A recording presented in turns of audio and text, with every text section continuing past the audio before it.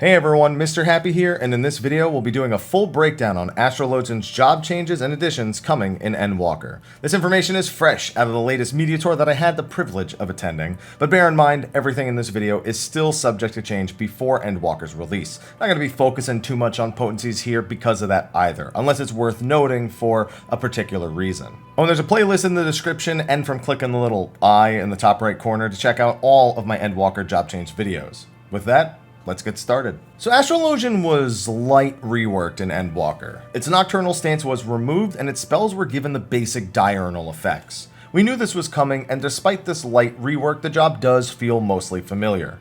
The card effects remain the same and you still generate seals for pulling cards. However, some additions and changes were made to the card system, and they have some fun new skills to toy around with. First up, the seals. Before, the goal on Astro was to draw 3 separate seals to empower your divination damage buff on the party. Well, divination no longer requires seals. You can just activate it once every 2 minutes for what would have been the max effect in Shadowbringers. So then what do you do with your seals now? Well, you get a new skill at level 50 to use them, Astrodyne. This skill buffs the Astro themselves in various ways relative to how many unique seals you have when you use it, but still requiring 3 signs total no matter the combination. If all 3 of your signs are the same, it simply restores some MP over the buff's duration. If you have 2 different signs, then it additionally hastens your spellcasting speed and lowers your recast.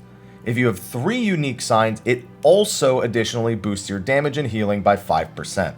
Ideally, you'll have 3 unique signs whenever you use Astrodyne, and it's largely a tool for boosting the Astro's damage instead of the party's. I mean, I guess the healing and haste buffs are nice for healing too, but malefic. At the very worst, at least it's MP. This also comes alongside changes to redraw, which can now be reactivated once per draw as opposed to having 3 charges. This ensures 1 chance every draw to go for another sign, but only 1 chance. This might make trying to get 3 different signs, especially in the opener, a bit more frustrating. Oh, I almost completely forgot to add to the video the changes to draw and sleeve draw, and they're pretty important.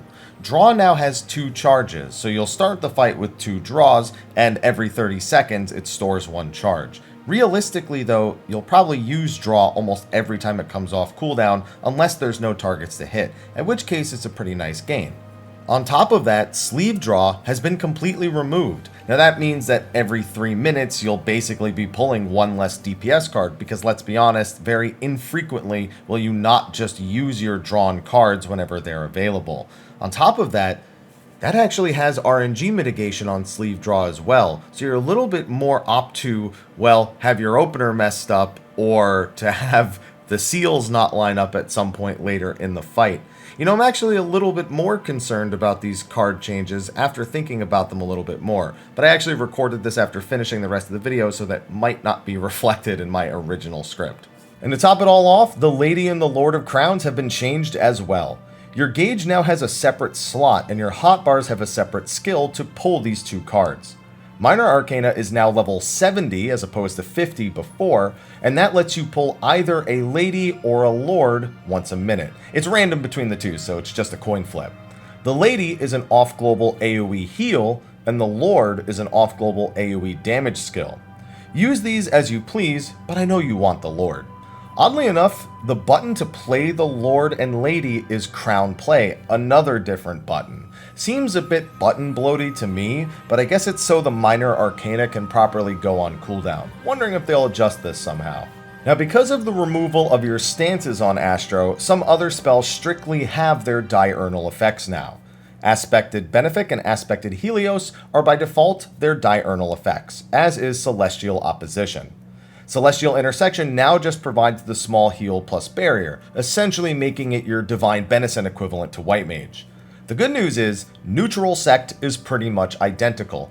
I didn't see any text mentioning the interaction with Scholar's Galvanize effect, implying that they wouldn't overwrite each other, but it was probably just on the upgraded tooltips for Aspected Helios and Aspected Benefic, which I unfortunately don't have. I'm just going to assume that it still operates the exact same way, because I've got no reason to believe otherwise. As for the new skills at 80, we have the evolutions of Malefic and Gravity at level 82, turning them into Fall Malefic and Gravity 2. Exaltation is a horoscope-esque single target buff that you get at 86. Initially placing on the target will make them take 10% less damage for 8 seconds. Once the 8 seconds expire, the target receives a heal. An interesting exchange from White Mage's Aqua Veil, which is just 15% damage mitigation as opposed to the Astro's 10%, but doesn't have this little additional heal. Finally is Astro's new capstone skill, and I think it's incredible. At level 90, you learn Macrocosmos. Upon initially casting this spell, it does some damage to nearby enemies and gives everyone in the party the Macrocosmos buff. It also changes the button into Microcosmos for 15 seconds. Now when 15 seconds passes or the Astro manually uses Microcosmos, the party will be healed for 50% of all the damage they took during that time, up to a value equal to their max health. This is so powerful, especially in encounters where there is any amount of back-to-back damage that the party is taking. Stuff like Terminal Relativity and E12S definitely come to mind. I do want to make mention that inflicting damage to yourself in some way, such as using Gunbreaker Super Bolide, does not count for the Macrocosmos buff. It has to be damage you take from an opponent, so don't try to hurt yourself just to get the heal later. It won't work. As for their traits, nothing too fancy. Magic and Mend was renamed to Maim and Mend for consistency's sake, I guess, across other jobs. They have some new draw traits early on, but those just coincide with the levels that you get redraw in Astrodyne. At 82, they get the traits that upgrade Malefic and Gravity to Fall Malefic and Gravity 2. Level 85, they get a bunch of healing potency boosts, something pretty much every job has, whether it be for healing or damage, so expect to hear that a lot in videos. Finally, at 88, they get Enhanced Celestial Intersection, which gives them a second charge of the skill. So Astro has changed a decent bit, but definitely not as drastic as I think some people were expecting. It should still just feel like Diurnal Astro, but you do have some new things to mess around with. The new Astrodyne is a bit of an odd choice in my opinion for the signs, since Astro has always been about buffing others more than themselves. But on the flip side, at least it's only your damage that falls off if you get bad luck or make a mistake. I do wonder if only being able to redraw once per draw is a good idea without any means of mitigating the RNG from what signs you actually get. I'd actually prefer if Clarifying Draw, which is the stack you get upon drawing that lets you redraw in the first place, stacked per use of draw for a short time. So if you do multiple draws back to back, like you would in your opener, then you could use any excess unneeded redraws as opposed to only getting one try per draw. That was a lot of saying the word draw, so hopefully that made sense. Also, the new, air quotes, Lady and Lord effects are cool. I actually liked them when they were originally OG CD heals and damage way back when, so this is a welcome return to form for me. Though only getting one or the other every minute might not excite anyone whose RNG is as bad as mine. You know, it took me 10 extra minutes of Astro to get footage because I drew the Lady 9 times in a row when I just wanted one Lord. Ugh. On a more positive note, Macrocosmos and Exaltation skills, I love those. For me, spells with delays have that sort of Time Mage-esque feel that I think we lost a lot on Astro. So having things like Earthly Star, Horoscope, Exaltation, and Macrocosmos kind of return that feel to me. Macrocosmos, I imagine, will overheal quite a bit in most content, but I certainly don't mind.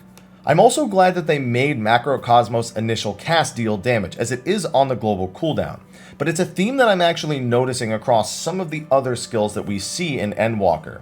You might be getting more healing spells that are on the global cooldown, but they do damage equal to the healer's GCD direct damage spell. So for example, Macrocosmos on a single target does the same damage as a Fall Malefic would. So that way it's worth using the global cooldown on these new spells without sacrificing any damage.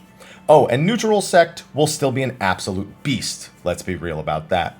Honestly, I'm really liking what I'm seeing from Astro a bit better than White Mage, but I'll have to wait until the full release to see if that remains the same. But that's going to be a wrap for my overview on the Astrologian job changes coming in Endwalker. Be sure to like, favorite, subscribe, and share, and check out all of my other Media Tour videos in the playlist.